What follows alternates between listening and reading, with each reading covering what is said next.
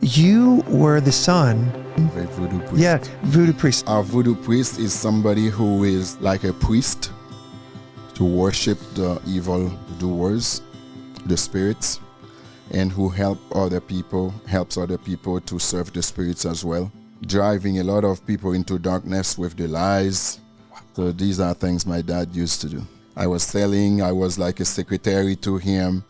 Me and my older brother, who later got killed, we were like secretaries to my dad. We loved it because when you are in a circle like that, people fear you.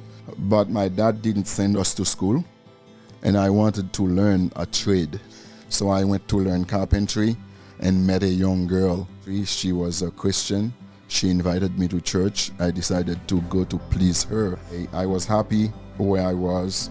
I just wanted to please her, but was there for a week conference at her church, and it was from Sunday to Sunday. By Friday, I could not resist anymore. They made the altar call after the sermon. I got up and walked up, and I saw my brother coming also. And we both trusted Christ as Savior for good. But God wanted me and orchestrated things that way so that He would grab me, and He did. What were the consequences of doing that? My father discovered very quickly that we were not with him anymore.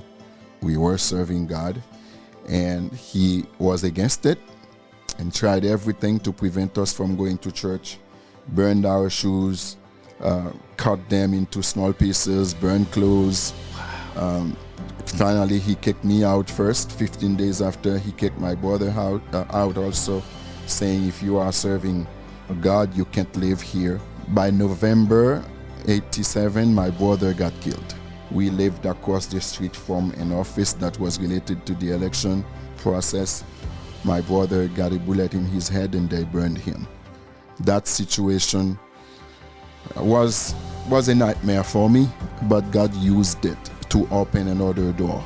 Sometimes things happen and you think, this is it, it's done. And this is when God begins to work. And in my life, that's the situation. The day I lost my brother, who was the only one I have had with me at the time, I was on my own. On the same day, God brought the missionary couple.